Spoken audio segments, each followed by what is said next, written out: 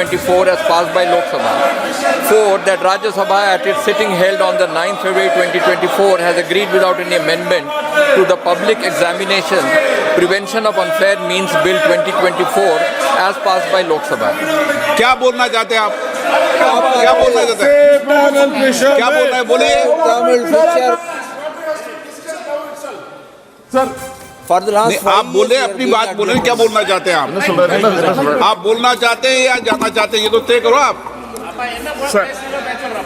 Sir, CM Tamil Nadu has sent a letter to the Prime Minister of India. Prime Minister of India has not yet replied positively.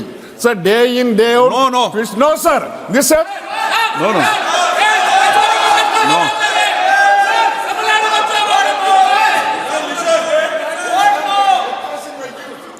आज महत्वपूर्ण विषय पर चर्चा हो रही है बालू जी, ऐतिहासिक महत्व के विषय पर चर्चा हो रही है। सदन का अंतिम समय है इस सत्र का 9।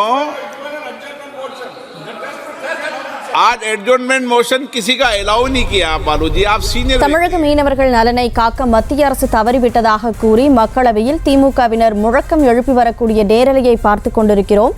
கூடுதல் விவரங்களோடு செய்தியாளர் மதியழகன் இணைப்பில் இருக்கீங்க, முழு விவரங்களை வழங்கலாம். ராமேஸ்வரத்தை சேர்ந்த மீனவர்கள் 19 பேர் இலங்கை கடற்படையினரால் கடந்த 8ஆம் தேதி கைது செய்யப்பட்டிருந்தார்கள். இதற்கு தமிழக முதலமைச்சர் உள்ளிட்டோர் கண்டனம் தெரிவித்திருந்தனர். குறிப்பாக தமிழக முதலமைச்சர் மு க ஸ்டாலின் சார்பில் பிரதமர் மோடிக்கு கடிதம் எழுதப்பட்டிருந்தது. அதில் தமிழக மீனவர்களினுடைய கைது நடவடிக்கையை தடுத்து நிறுத்த உரிய நடவடிக்கை எடுக்க வேண்டும் என்றும் 28 நாட்களில் மட்டும் 88 மீனவர்கள் கைது செய்யப்பட்டு 12 படகுகள் சிறைப்பிடிக்கப்பட்டிருப்பதாகவும் அந்த கடிதத்தில் குறிப்பிடப்பட்டிருந்தது. இந்த நிலையில் மீனவர்கள் கைது செய்யப்பட்ட விவகாரத்தை தற்பொழுது திமுக நாடாளுமன்ற உறுப்பினர்கள் மக்களவையில் எழுப்பி இருக்கிறார்கள்.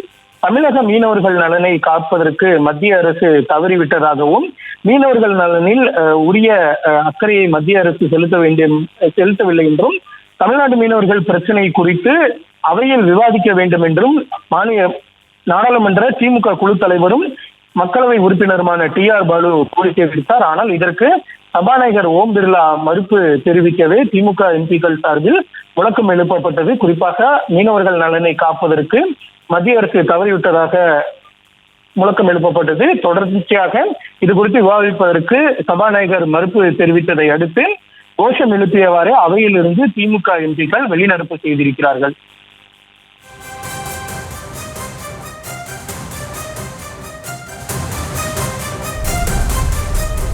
விவரங்களுக்கு நன்றி மதியழகன்.